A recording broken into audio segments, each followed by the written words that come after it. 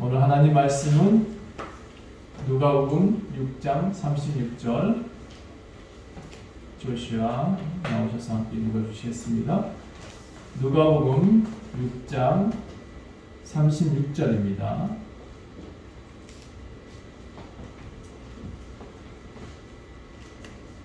너희 아버지의 잡으로 쉰 같이 너희도 잡으로 자가 되라. 조금 짧았어요, 그렇죠? 다시 우리 함께 읽어보겠습니다. 6장 36절 같이 읽습니다. 자, 함께 시작. 너희 아버지의 자비로우심 같이 너희도 자비로운 자가 되라. 아버지라고 하면 여러분 무슨 생각이 좀 드세요? 여러분한테는 아버지가 어떤 분이세요? 제가 만난 아버지는, 제 육신의 아버지는 술을 좀 많이 드셨어요. 많이 드시다가 결국 그 술 때문에 돌아가셨어요. 그래서 제가 우리 아버지를 통해서는 하나님을 만나지 못했어요. 근데 그 아버지를 그 가정을 조금 벗어나고 싶어서 찾아간 곳이 교회였고, 그 교회에서 아버지가 계시대, 진짜 아버지의 모델이 거기서 봤어요. 어느 교사한테서 봤어요. 어떤 현직 교사님이 당신이 이제 부부인데 하나는 청년부, 이 남자아이들, 하나는 여자아이들을 가르치는 교사였어요. 아마 그때 나이가 제 나이 때 한 50대 되신 두 부부였는데, 그분들이 뭐라 그러냐면 하나님이 우리를 짝지어 주셨다 이렇게 표현하시더라고요. 그래서 제가 참 놀랍다, 저렇게 아름다운 가정을 이룰 수 있다면 나도 하나님을 믿을게요 하고 약속하기 시작한 것이 교회 다니기 시작한 첫 걸음이었던 것 같아요. 그리고 제가 그분들을 통해서 아버지가 계시다고? 나한테도 그런 얘기를 들었어요. 나한테 진짜 아버지가 있대. 나는, 제가 아는 아버지는 술을 많이 드시는 아버지였는데, 그분은 술 드시는 분이 아니고 매일같이 나를 사랑하시고 나를 위해 일해 주시는 분이 계시대. 제가 혹했을까 안 했을까? 아주 그날로 하나님 아버지가 어떤 분인지 알고 싶었어요. 열심히 찾아다녔어요. 그리고 그 아버지가 진짜 나한테 어떤 영향력을 주시는지 찾고 싶었어요. 하나님 계시죠? 계신다고 들었으니까 저 좀 만나주세요. 제가 아버지를 좀 찾고 싶습니다 라고 했던 것 같아요. 오늘 제목은 너희 아버지입니다. 여러분의 아버지를 찾으실 수 있다면 저는 오늘 명설교를 한 것 같아요. 여러분한테 진짜 아버지가 계시다는 것을 알게 된다면 저는 평생의 목회를 오늘 마쳐도 될 것 같아요. 여러분한테 진짜 아버지가 계신 것을 찾으셔야 돼요. 할렐루야. 이런 고백이 많이 나오면 전 행복합니다. 여러분, 하나님은 우리의 아버지십니다. 따라합시다. 하나님은 우리의 아버지이십니다. 여러분, 그분은 어떤 환경에 여러분이 살고 있든지, 여러분이 어떤 지금 처지에 있든지, 어떤 경우에 있든지, 어떤 사람이 장애가 있든지, 어떤 사람이 지금 어려움에 있든지, 그 모든 건 상관없어요. 그 사람이 이제 악인이든지 선인이든지 상관없어요. 하나님은 그 사람한테 무조건 사랑하세요. 하나님의 이름이 다른 이름이 있다라고 한다 그러면 그분의 이름은 아가페입니다. 따라합시다. 아가페. 이 아가페라는 뜻이 뭐냐면 죽기까지 사랑하신다는 거예요. 당신이 죽어서 사람을 살리시겠다라고 하신 분이 하나님이세요. 이 아가페 사랑은 다른 신에게는 볼 수 없는 사랑이에요. 제가 들어본 바가 없어요. 알라 신에게도 찾을 수 없었고 불교의 부처한테도 이 아가페 사랑, 당신이 죽어서 사람을 살리겠다라는 그런 사랑을 본 적이 없어요.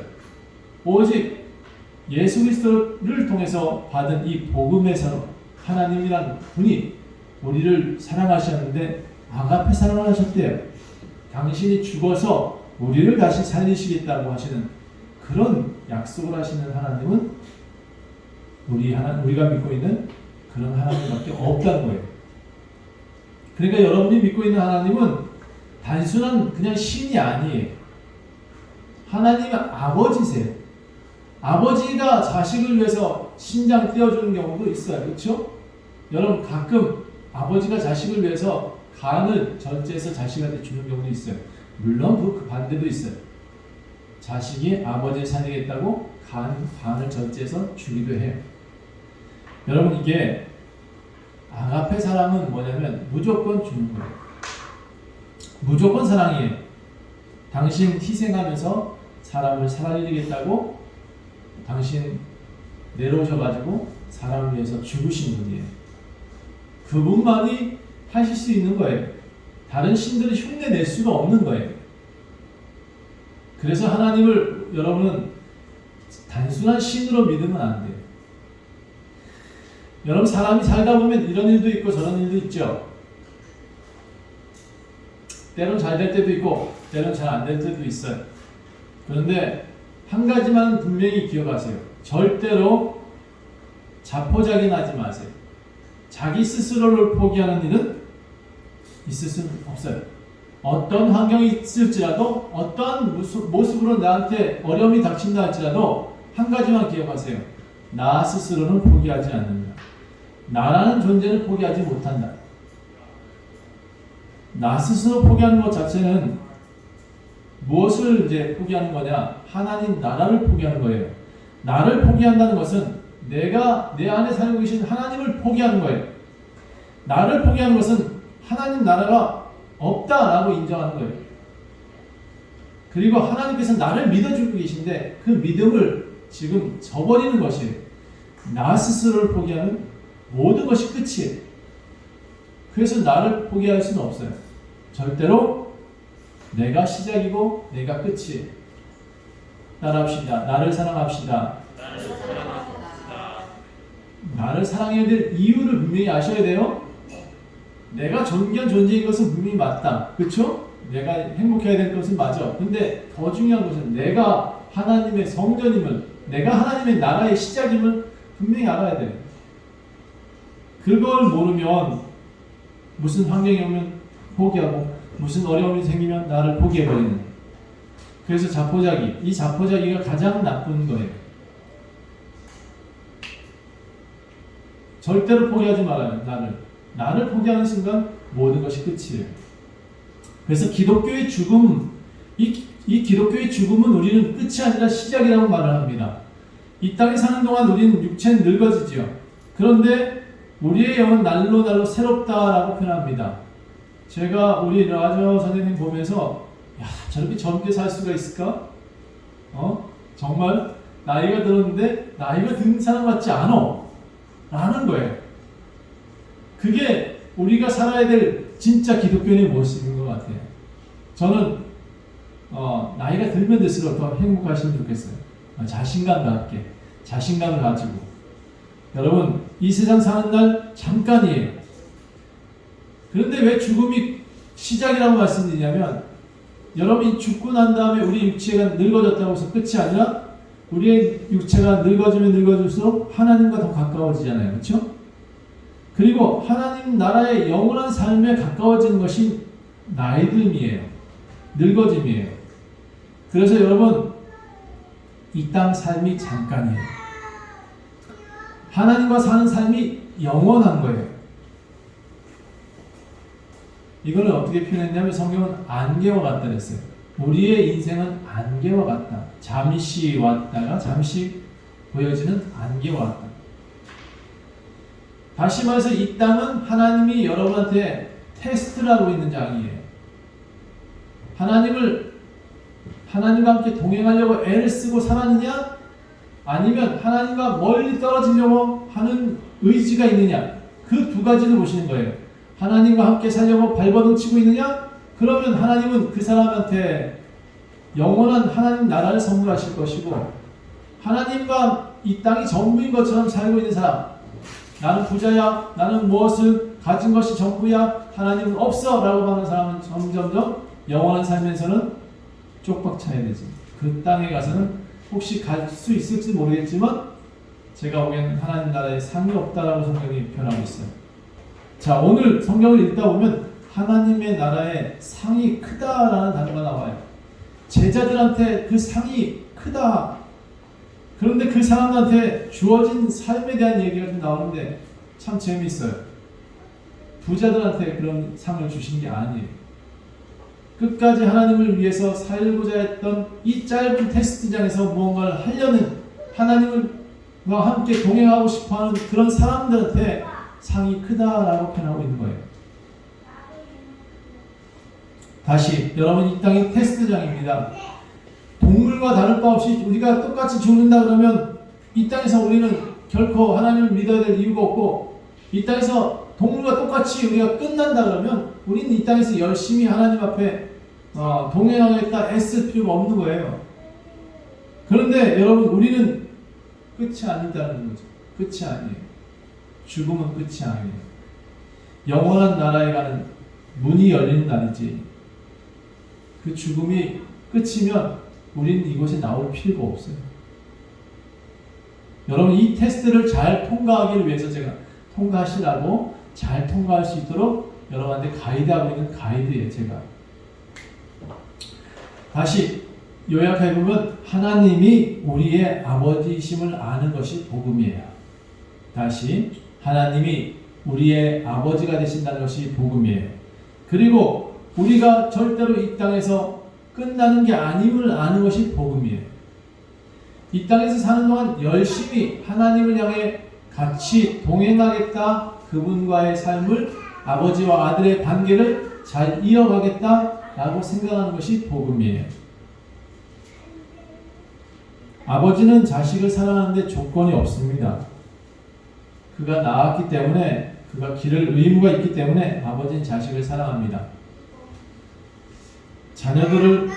그런데 자녀들한테 풀어만 놓고 방목하지는 않으십니다. 너 마음대로 뛰어놀아다녀 이렇게는 안 하세요. 저희 아이들한테 만약에 지금 이제 사회인이 안 됐지만 바깥에 나가서 이제 일을 한다. 어쨌든 간에 집에 들어오는 시간이 있어야 될 거 아니에요, 그렇죠? 그래도 집에는 적어도 돈을 벌든 뭐하든 아직까지 미성년일 때는 조금 어릴 때는 10시간이 좀 들어와야 된다라는 규칙을 세우겠죠, 그렇죠? 제 아침에 일어나는 밥 먹어라, 이게 또 규칙이죠, 그렇죠? 이런 규칙들이 다 있습니다. 꺼주세요. 턴업. 그래서 아버지를 아버지라고 부를 수 있는 것 자체가 복음이에요. 여러분, 아버지를 아버지의 그 규칙을 지키지 않겠다라고 말하는 것이 탕자예요. 탕자는 아버지 규칙을 지켜보지 않고 싶었어요. 그래서 나갔죠. 나가서 열심히 고생을 하죠. 물론 저는 그 고생도 복음이라고 생각을 해요. 아버지를 떠나봤더니 아버지한테 가는 것이 복음이구나 라고 생각할 수 있고 느낄 수 있다는 것이 전 복음이라고 생각을 해요. 막상 닥쳤을 때는 그게 괴로움이긴 하지만.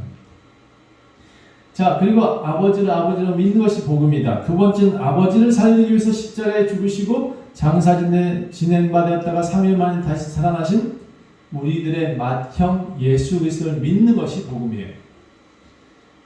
그리고 또 그 분이 가신 다음에 우리한테 선물로 주신 분이 계셔요. 또 다른 보혜사라고 표현하시는 분, 성령 하나님을 우리가 따라가며 사는 것이 복음이에요. 성령 하나님이 뭘 하느냐? 성경에 있던 얘기를 기억나게 하시고, 목사님이 한 얘기를 기억나게 하시고, 내가 거들 갈 때마다 예수 그리스도가 나한테 간섭을 하시네. 그게 복음이에요. 그런 규칙을 나는 따르겠다라고 말하는 것이 신앙생활이에요. 덧붙여 말씀드린다면 조금 더 포괄적으로 주일, 하나님의 날이니까 아버지 만나는 날, 이 날은 지켜야 돼 라고 생각하는 것이 규칙이에요. 또 교회 공동체, 우리 교회 성도들 서로 사랑할 거야. 내 형제야, 내 자매야 라고 생각하는 것이 형제 사랑하는 방법, 이것이 규칙이에요. 이것을 잘 지키겠다고 마음먹는 것이 교회예요. 다시 우리 아버지가 하나님 자녀임을 분명히 아셔야 돼요. 우리가 하나님의 자녀임을 분명히 아셔야 돼요. 우리 하나님은 우리를 사랑하신다는 것을 분명히 아셔야 돼요. 육신의 아버지, 어머니는 먼저 가실 수 있지만 이 하나님 아버지는요, 뗄래야 뗄 수가 없어요. 하나님 아버지는 영원히 하나님 아버지 살아계세요. 그분은 죽지 않아요. 그래서 우리는 그 아버지한테 그 아버지의 모습대로 살려고 노력을 해야 돼요. 그 아버지를 또 닮아야 돼요. 우리 모두의 아버지시기 때문에 우리는 그분의 자녀임을 잊지 말아야 됩니다. 따라합시다. 우리는 하나님 아버지의 자녀입니다. 이것만 확실히 믿으면 제가 설교 안 해도 돼요. 앞으로 하나님 아버지임을 분명히 인식하면서 살 수 있다면 제가 다시 설교를 할 이유가 없어요. 그러나 매주마다 이것을 떠올리게 하는 것이 제 일이기도 하고, 여러분이 매번 세상 사람들과 살기다 보면 이것을 잊어버려요. 근데 여러분 어느 정도 믿음이 장성해지면 제가 말하지 않아도 저보다 더 얘기를 할 수 있어요. 그래서 저는 그때까지 기다리고 여러분들 양육하고 있어요. 말씀으로 전달하고 있어요. 말 조금 더 보탠다면 제가 숟가락으로 계속 입에다 넣어주는 시간이 있는 거예요. 그러니까 조금 시간 지나고 나면 여러분이 다른 사람한테 그걸 떠넘겨주고 있을 거예요. 그게 장성한 분량에 이르렀다. 저는 그렇게 생각해요. 아버지를 인식하는 사람, 아버지와 동행하는 사람, 아버지와 함께 믿음을 가지고 세상을 이끌어가는 사람, 그게 믿음이 장성한 사람들의 모습이에요. 자, 이제 본문으로 갑시다. 오늘 본문은 예수님이 제자들을 부르신 장면부터 시작을 합니다. 6장 보니까 12절부터 볼게요. 이때 예수께서 기도하러 산에 가서 밤이 새도록 하나님과 기도하였다.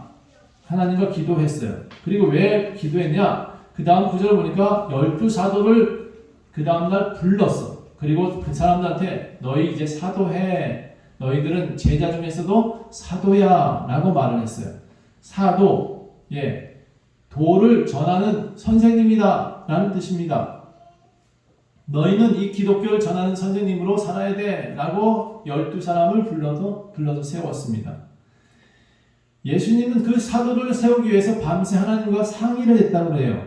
저는 이 성경을 기도했다라는 표현을 하나님과 상의했다라는 표현으로 바꾸고 싶습니다. 하나님, 이 아이는 이런 사람이고요. 이 사람은 나이가 저보다 훨씬 많은 베드로라는 사람인데 이런 사람이에요. 성격은 좀 급하고요. 어쨌든 이런 사람도 하나님 사도로서 쓸 수 있을까요? 이렇게 물었을 것 같아요. 자, 그런데 가룟 유다까지 왔네요. 가룟 유다는 하나님 아시잖아요. 이게 교만하고 간사한 사람인데 이 사람은 저를 써도 될까요? 예수님이 그 가룟 유다가 당신의 팔자임을 나중에 성경에 보니까 알았다라는 표현이 많이 나와요. 그럼에도 왜 가룟 유다를 선택했을까요? 그렇죠? 당신의 의지대로라면 가룟 유다를 선택하면 안 돼요. 당신이 그 사람 때문에 죽을 거라 알았다면 가룟 유다를 선택하지 않았을 것 같아요. 그런데 하나님의 뜻대로 사람을 세웠다라는 것이 제 생각이에요. 그래서 하나님의 뜻대로 가룟 유다도 택했습니다. 자, 여기 택한 사람들 쭉 나오죠? 그날 밤새도록 기도하더니 세운 사람이 베드로, 그의 동생 안드레, 야고보, 요한, 빌립, 바돌로메, 마태, 도마, 알페오의 아들 야고보, 셀룻, 야고보의 아들 유다, 예수를 팔게 될 가룟 유다. 아이고, 제가 그 12제자들을 하고 같이 다녔다면 저는 이름 되게 헷갈렸을 것 같아요. 누구의 아들, 야고보의 아들, 유다. 야, 유다가 두 명이네. 가룟 유다, 야고보의 아들 유다. 부를 때마다 헷갈리셨을 것 같긴 해요. 자, 사도라 불릴 12명 뽑아두고 예수님은 그들한테 기준을 좀 가르쳐줘요. 자, 이거는 지키자. 너희 사도는 이건 한번 깊이 고민을 해야 돼.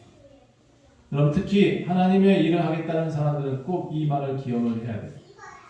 이 말들을 꼭 찾아야 돼. 왜 나한테 이런 삶을 허락하시고 있는가? 왜 나는 이렇게 지금 어려움에 거치며 이 과정을 통과하고 있는가? 왜 나는 광야를 걷고 있는가? 항상 이 성경 구절을 좀 찾아봐야 해요. 우리 교회 안에 선교사님들 계시니까 6장의 이 말씀들, 27절부터 있는 말씀들을 20절부터 마지막에 있는 이 말씀까지 6장의 마지막까지 이 말씀을 꼭 다시 반복해서 읽어봐야 될 것 같아요. 예수님한테 경제관념을 먼저 가르칩니다. 자, 너희한테 돈 많이 줄 수는 없다. 사역자들한테 돈을 많이 허락하지 않겠다 라고 하시는 거예요. 어떻게 표현되어 있느냐 봅시다. 자, 20절부터 예수께서 눈을 들어 제자들을 보시고 이르시되 너희 가난한 자는 복이 있나니 하나님의 나라가 너희 것이다 라고 말했어요. 지금 줄인 자는 복이 있나니 너희가 배부름은 얻을 것이다. 지금 우는 자는 복이 있나니 너희가 웃을 것이다. 언제? 나중에. 지금 아니고 하나님 나라에서 영원한 때. 인자로 말미암아 사람들이 너희를 미워하고 멀리하고 욕하고 너희 이름을 악하다며 버릴 때는 너희에게 복이 있도다. 언제? 지금 이 시간 살 때 예수 전한다고 핍박받고 예수 전한다고 너희 그 나쁜 목사는 요즘 저는 나쁜 목사는 소리는 안 듣는데 세상에 많은 언론 매체들이 목사를 뭐라 표현하냐면 나쁜 놈이라고 표현을 합니다. 세상에 진짜 애들한테 전도지 전했더니 엄마들이 뭐라 하는지 알아요? 저 나쁜 놈들한테 가지 말래요. 세상에 어떻게 이런 세상이 되어버렸습니까? 그렇죠? 어쨌든 그래도 전도해야 되죠. 목사는 전도해야 돼요. 사역자는 전도해야 돼. 하나님 앞에 내가 제자야 라고 불림받은 사람들은 핍박을 받아도 그래도 예수님은 사랑이십니다. 그래도 여러분 사랑하시는 분이십니다. 하나님은 사람은 낙할 수 있지만 하나님은 정말 여러분을 사랑하시고 구원하실 수 있는 분이십니다. 전도하셔야 돼요. 그렇게 하는 사람들은 하나님께서 뭐라 했냐? 나중에 지금도 있지만 너희에게 복이 있도다. 언제? 영원한 때 복이 있을 것이다. 그래서 그 영원한 때를 언제라고 표현했냐면 23절 보세요. 그날에 언제요? 영원한 나라에 있을 때 기뻐하고 뛰놀아라. 그때 가서는 너희가 하늘에서 너희 상이 크다. 제자로서 살고 사도로서 살고 가난함을 무릅쓰고 살고 지금 배고프고 그래도 지금 막 울고 핍박받아서 울고 그래도 너희 나중 삶은 이렇게 기뻐하고 뛰어놀 수 있을 거야. 하나님은 분명히 약속하시고 약속을 지키시는 분이세요. 저는 그 하나님을 너무나 믿어요. 여러분 과거에 제가 조금 여러분 살면서 그런 경험이 많아요. 맨날 그냥 아프고 맨날 나쁘고 맨날 그러진 않을 것 같아요. 저도 예수님 믿으세요라고 전도했다가 멱살 잡아봤고 뺨 맞아봤어요. 그랬더니 도리어 그때 이 말씀 떠올리고 무슨 생각이 되겠냐면 내 삶이 크겠구나. 그렇게 받아들여지더라고요. 여러분 반드시 하나님은 갚으세요. 이 땅에서도 갚으시더라고요. 저한테 새 자녀를 주셔서 복되고요. 제게 좋은 가정 주시는 것도 복되고 제가 하나님 앞에 열심히 그래도 사역하겠다고 마음먹은 이후부터 가난함을 벗어나고 제 과거의 아버지의 모습에서 저는 진짜 하나님 아버지의 닮은 아버지로 살고 있습니다. 이게 복이 아닌가요? 어쨌든 점점 하나님 나라에 가까울수록 우리는 더 하나님의 복에 가깝다라고 생각되어지 맞을 것 같아요. 24절 그러나 화 있을진저 너희 부유한들. 이게 뭐야? 사역하는 사람들이 부유하다? 그러면 이미 너희의 위로를 다 받았으니까 너희한테 상이 없다는 얘기입니다. 25절 화 있을진저 너희 지금 배부른 자여 너희는 지금 주리로다. 화 있을진저 너희 지금 웃는 자여 너희가 애통하며 울리로다. 모든 사람이 너희를 칭찬하면 화가 있도다. 목사님들이 세상 사람들한테 칭찬받으면 화가 있답니다. 그게 무슨 얘기냐? 목회자들이 나서가지고 무슨 좋은 일을 많이 했다고 사진 많이 찍히면 별로 좋은 거 아니래요.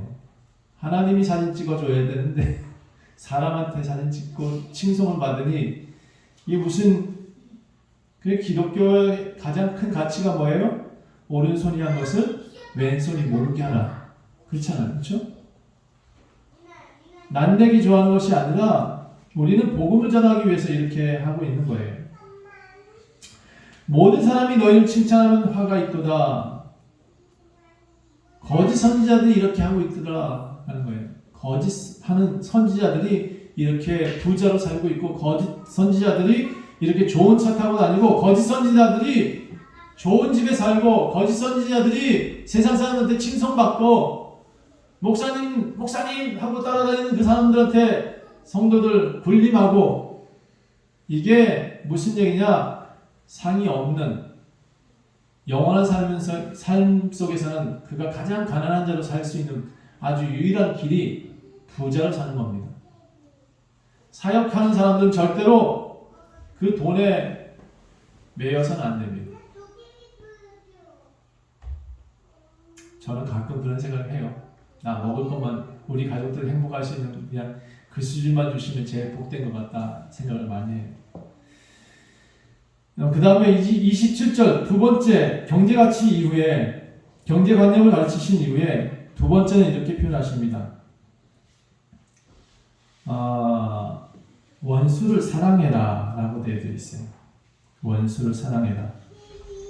제일 어려운 이야기죠. 저도 안 돼요. 저도 이거 잘 된다고 표현할 수가 없어. 원수를 사랑하는데 사랑할 수가 없어. 솔직한 얘기. 그런데 성경은 이렇게 표현해요. 사도나 불리는 사람들아, 당신은 뺨 맞아도 맨뺨 돌려대라 라고 성경은 말하고 있어요. 내게 구하거든 다 줘버려라. 겉옷도 주고 속옷도 줘라. 이걸 저는 못해. 혹시나. 아니, 그렇다고 안 주는 건 아니에요. 필요하다는 사람한테, 전 달라고 하는 사람한테 줘버렸어. 근데 속옷까지는 못 주겠구만요. 성경에 속옷까지 주라고 표현되어 있는데 속옷까지는 아직 못 줘봤어.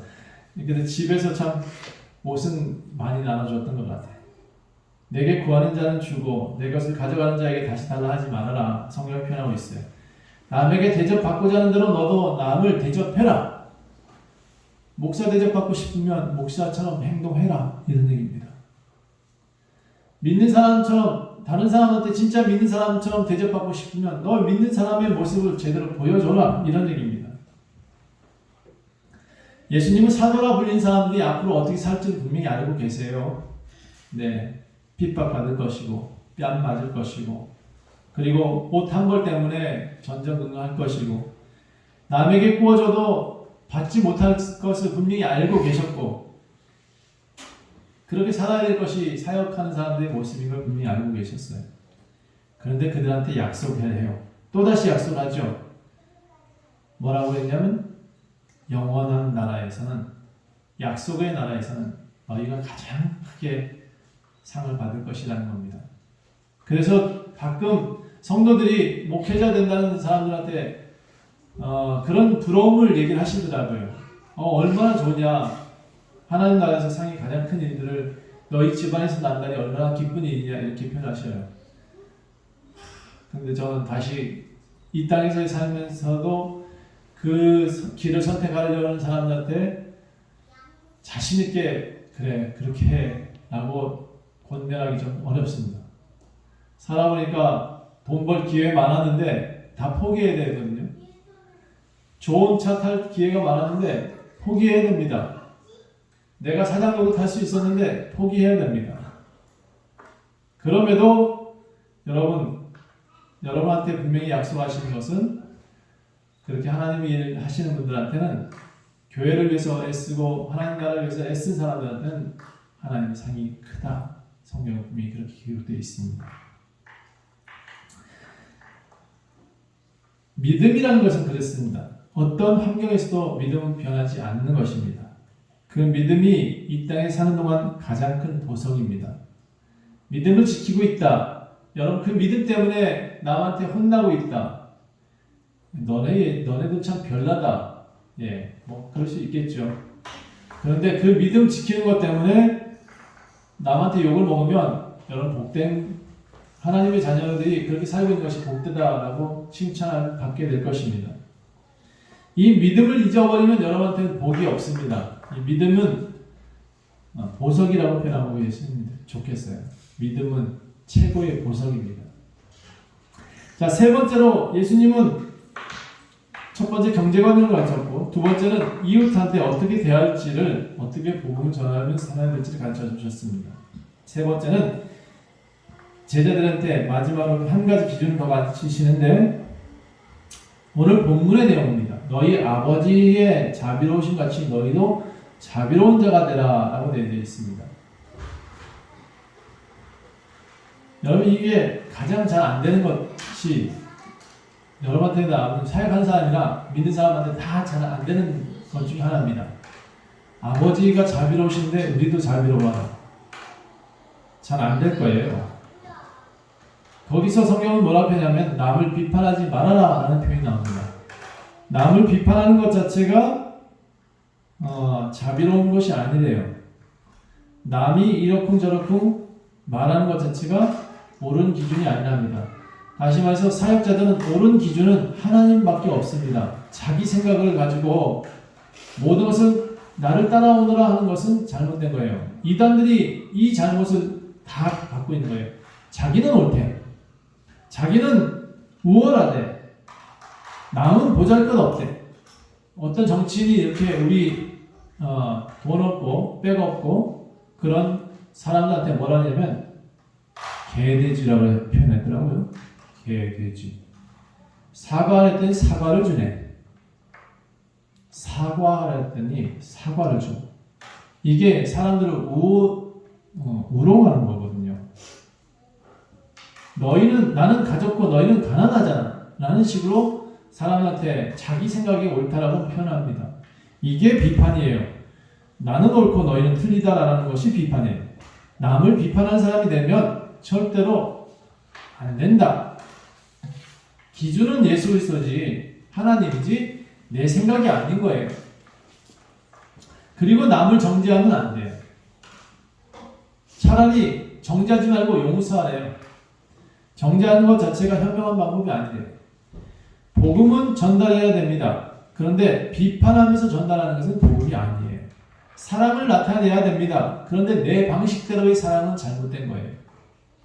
사랑했다라고 했는데 그 사람은 이렇게 표현합니다. 네가 너를 언제 나를 사랑했니? 너는 너의 주장을 했지. 나가 원하는 사랑을 해준 적이 없어. 라고 말하는 것이 비판입니다. 이게 정죄인 거지 사랑이 될 수 없어요. 내가 믿는 방법으로 너희도 믿고 복음을 영접해라. 전도지를 받아가지고 그거 읽어. 그래서 너 예수님을 영접해. 이게 가장 나쁜 전도 방법입니다. 복음 전도는요. 복음이 뭐예요? 내가 복음이 되고 내가 스스로 하나님의 모습을 드러냈을 때 나도 너가 믿는 하나님 믿을게 라고 하는 것이 진짜 복음이지. 성경 구절을 가지고 사람한테 너도 이거 구절 다 읽어봐. 그리고 나 따라해. 이런다고 예수님을 믿는 게 아니거든요. 이게 주입식 교육의 폐단인 것 같아. 우리나라 사람들 다 이렇게 전도하는 것 같아. 완전 조롱교회 성도들은 정말 예수님을 믿어보고 싶다라고 주변에서 말을 했으면 좋겠어요. 너를 보니까 정말 예수님 사랑해 계신 것 같아. 제가 며칠 전에 미용실에 가서 머리를 깎다가 어떤 우리나라에서 우리 원주에서 가장 그래도 제력가라는 하는 사람을 만났어요. 근데 그 사람이 저한테 몇 가지 물어보더라고요. 제가 듣기로 많이 나눠주는 목사님이 계시다는데 혹시 그 목사님이세요? 저한테 물어보길래 예, 제가 여지까지 한 12년 동안 이 지역에서 열심히 나눠주며 살았습니다 라고 말을 했어요.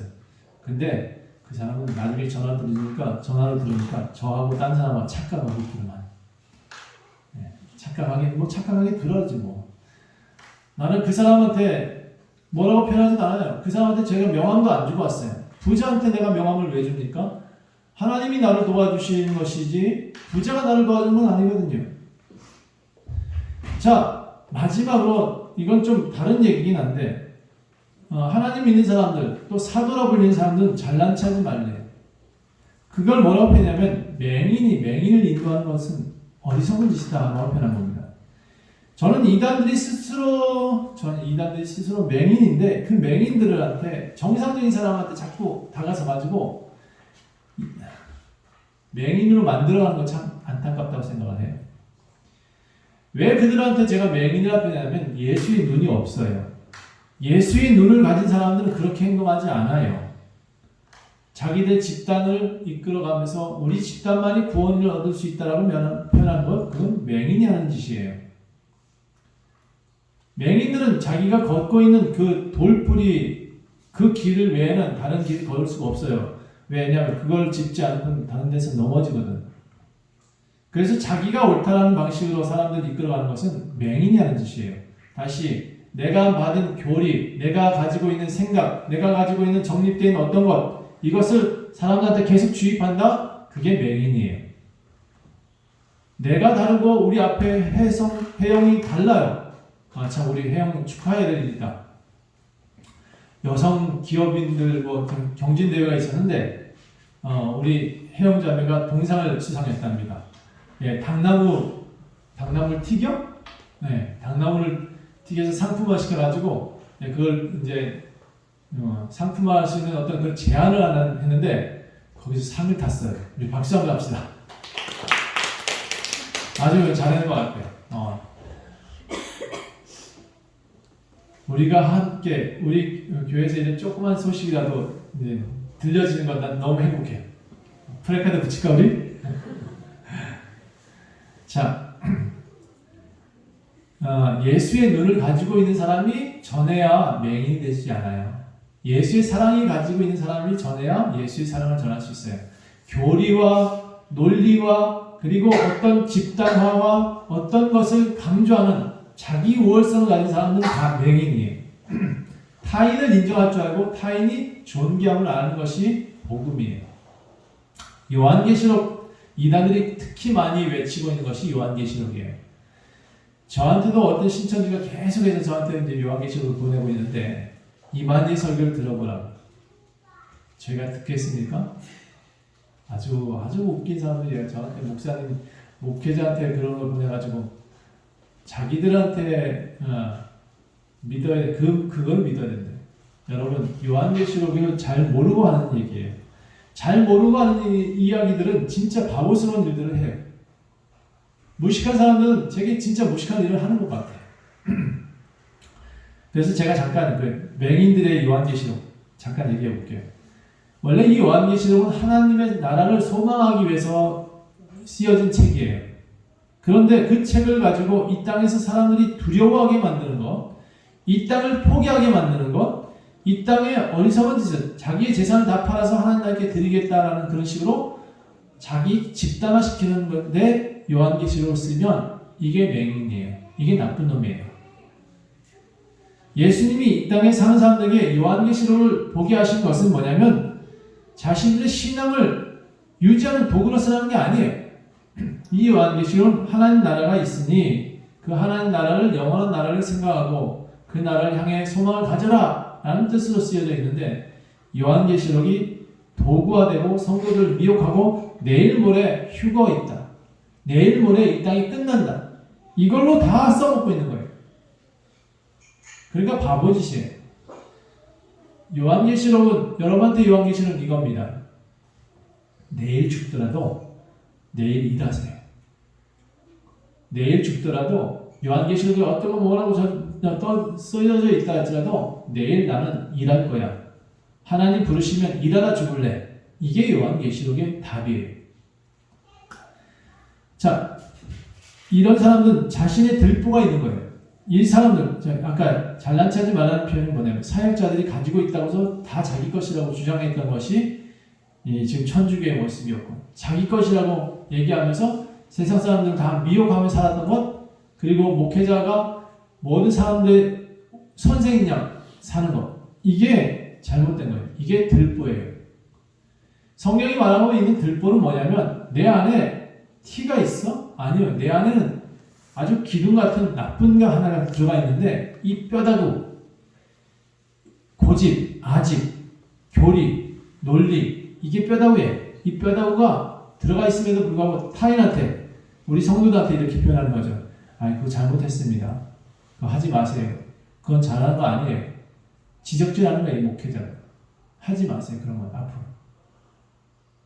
내가 기준이 되면 안 돼. 하나님이 기준이 되시기 때문에 그는 사랑할 존재지 그 사람의 티를 빼라고 지적질하면 안 되는 거예요. 자, 이건 어쨌든 좀 사역자들한테 도움이 되라고 표현한 거고요. 자, 견책이라고 표현합시다. 이게 한자로 그렇게 표현하는데, 내 눈 속에 들보를 빼세요.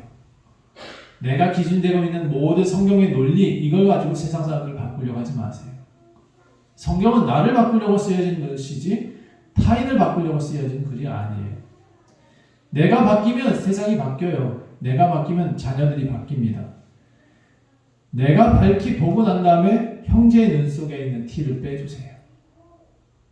빼주는 거지. 너 빼라. 지적하는 거 아니에요. 그가 스스로 뺄 수 있도록 도와주는 것뿐이에요. 듣고 실천해야 됩니다. 누가복음 6장 47절 보니까 이제 마지막으로 나오고 있는 얘기는 뭐냐면 말로만 하지 말고 행동하라는 거예요. 46절 너희는 나를 불러 주여 주여 하면서도 어찌하여 내가 말한 것을 행하지 아니하느냐. 사역자들은 말쟁이 되지 말래. 열심히 행동하래. 내게 나와 내 말을 듣고자 하는 자들이 많다. 그럼 누구와 같은 것을 너에게 보이리라. 집을 짓되 깊이 파고 주추를 반석 위에 놓은 사람과 같으니 큰 물이 나서 탕류가 그 집에 부딪히되 잘 지어졌기 때문에 능히 요동하지 못하게 하였거니와 듣고 행하지 아니하는 자는 주추 없이 흙 위에 집 지은 사람 같으니 탕류가 부딪힘에 집이 곧 무너져 파괴됨이 심하니라. 이걸 많은 사람들이 믿음이라는 얘기로 표현하고 있는데, 여러분 주여 주여 하면서도 행동하지 않는 것에 대한 얘기를 집 짓는 것으로 표현한 겁니다. 여러분 집을 잡고 집을 깊이 집을 짓되 주추를 놓지 않는 사람, 그 믿음 없는 사람들이 사람들을 다스리고 이끌고, 이게 앞에 있는 맹인이 인도한다는 얘기가 똑같아요. 주추를 놓지 않는 사람들이, 신앙에 뿌리가 없는 사람들이 사람들을 가르치게 되면 그 사람들도 흘러내려가게 만든다는 거예요. 그러므로 여러분 행동해야 돼요. 신앙은 행동이 필요합니다. 실천해야 되지, 내가 사랑한다라고 말해놓고 사랑하지 않는 것은, 아니 사랑한다고 말만 하면 뭐하냐고. 사랑해야지. 그렇죠? 신앙에 있어서 가장 큰 사랑은 이런 거죠. 농촌에 갔으면 농촌과 함께 같이 일하세요. 목사들도 그렇게 하시면 됩니다. 사역자들도 얻은 것에서 무슨 일을 같이, 저는 이 세상에서 지금 목회자들이 가만히 집에 앉아 있어가지고 성경만 읽고 있는 거, 이건 마땅치 않다고 생각을 해요. 우리 성도들이 어려움이 있으면 같이 일할 수 있는 마음 가지는 거. 교회가 어려워요? 나가서 일해야지. 선비 정신만 가지고 있으면 그 집안 꼴이 뭐가 되냐고. 교회는 그렇게 이끌어가는 게 아니에요. 목회자도 함께 일할 수 있는 마음을 가지고 있다. 그것이 교회가 됐으면 참 좋겠다. 오늘은 여러분의 아버지에 대한 설명을 좀 먼저 드렸었습니다. 아버지는 절대로 여러분을 배신하지 않아요. 아버지는 여러분이 어떤 환경이 있든지 어떤 모습을 사든지 어떤 일을 하든지 간에 하나님은 일하고 계십니다. 다시 하나님은 여러분이 어떤 생각을 갖고 있든지 하나님은 일하고 계십니다. 한 번도 여러분을 포기하지 않으십니다. 여러분 아버지로 믿는 것 자체가 복음입니다. 아버지를 인식할 수 있다면 가장 큰 복음입니다. 하나님을 아는 사람들은 행동하는 것이 복음입니다. 여러분 이 사실을 꼭 믿으시고 우리가 해야 될 일이 무엇인지를 분명히 알고 하나님과 함께 동행하며 사는 것이 복음입니다. 이것을 잘 지켜나가시기를 간절히 축원합니다. 기도하겠습니다. 우리의 아버지, 살아계시고 역사하시는 아버지, 때로 내가 힘들 때 도우시는 아버지, 내가 무엇을 생각하든지 나의 환경을 이끌어주시는 아버지, 나에게 답을 주시기보다는 나에게 세상을 바꿔주시는 하나님, 그 하나님이 우리 곁에 계시기 때문에 우리는 아버지를 믿습니다. 아버지를 의지할 수 있습니다. 아버지가 원하시는 곳으로 우리를 인도하여 주시옵소서. 우리가 보게 하시고 아버지께서 원하시는 그곳에 지시한 그 땅에 우리가 설 수 있도록 나는 주시옵소서. 우리의 눈이 멀지 않게 하시고 우리가 주님 깨어 기도할 수 있게 도와주옵소서. 감사드리며 예수 그리스도의 이름으로 간절히 기도합니다.